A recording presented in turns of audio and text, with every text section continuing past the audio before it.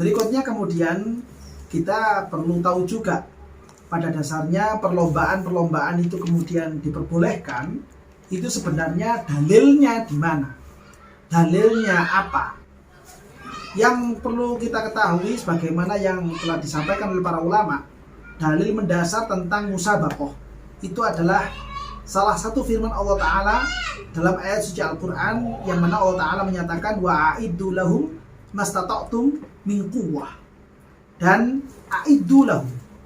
Perintah ini diturunkan oleh Allah kepada junjungan kita Nabi Muhammad SAW dan juga para pemimpin-pemimpin umat Islam, supaya mereka mempersiapkan diri mastata'tum, sesuai dengan kemampuannya masing-masing, min quwwah, dari kekuatan.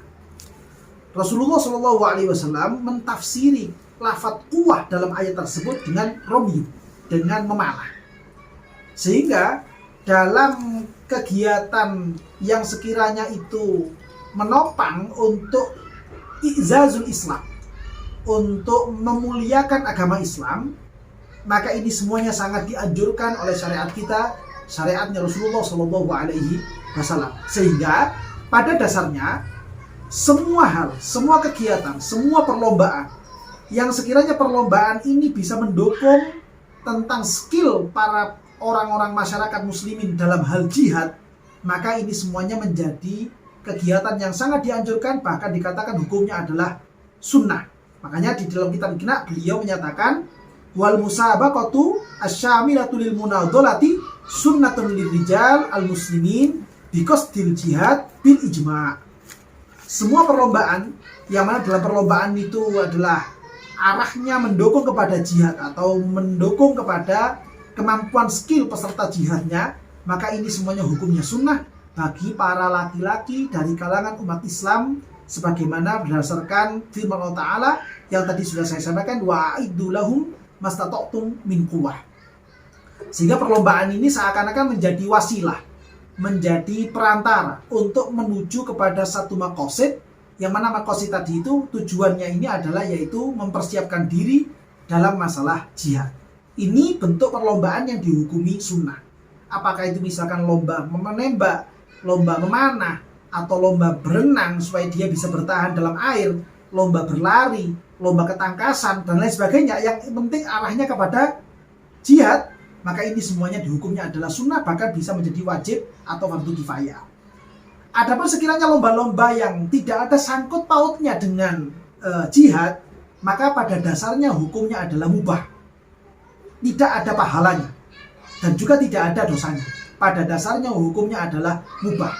Namun kemudian perlombaan-perlombaan yang pada dasarnya hukumnya mubah ini bisa berubah menjadi haram, bisa berubah menjadi makruh ketika ada hal-hal yang lain masuk ke dalam kegiatan-kegiatan tersebut. Taruhlah misalkan contohnya di situ terjadi ikhtilat bainar rijal wan nisa, terjadi percampuran antara laki-laki dan perempuan.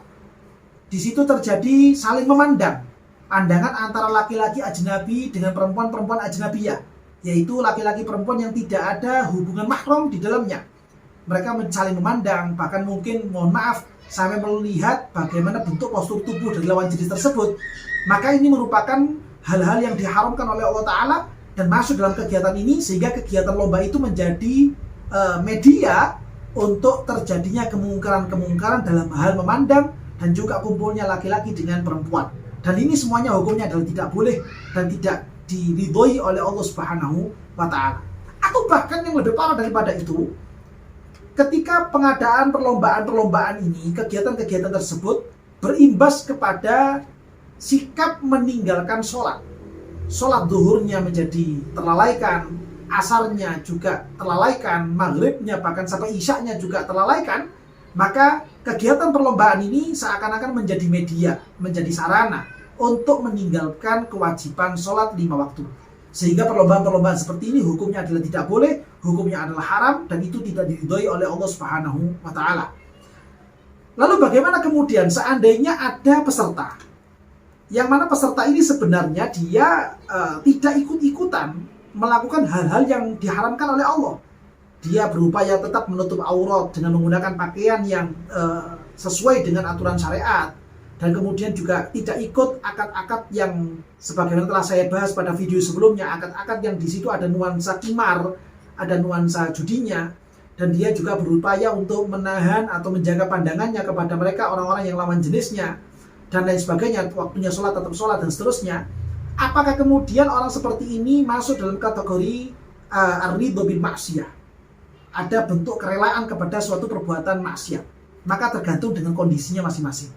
Kalau sekiranya dia itu termasuk orang-orang yang berkemampuan untuk mencegah kemungkaran dengan powernya, dengan tindakannya, maka hendaknya dia melakukan itu.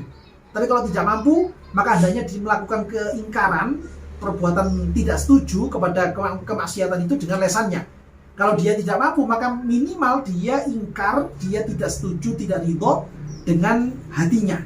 Hatinya dia mengatakan, ya Allah, saya tidak ridho dengan kemungkaran-kemungkaran ini.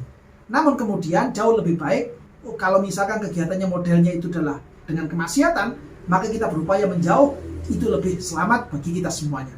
Mudah-mudahan keterangan singkat ini bisa bermanfaat untuk semuanya dan kita semuanya menjadi hamba-hamba yang diridhoi oleh Allah Subhanahu wa taala, bisa membanggakan hati baginda Nabi besar Muhammad sallallahu alaihi wasallam. Amin ya rabbal alamin.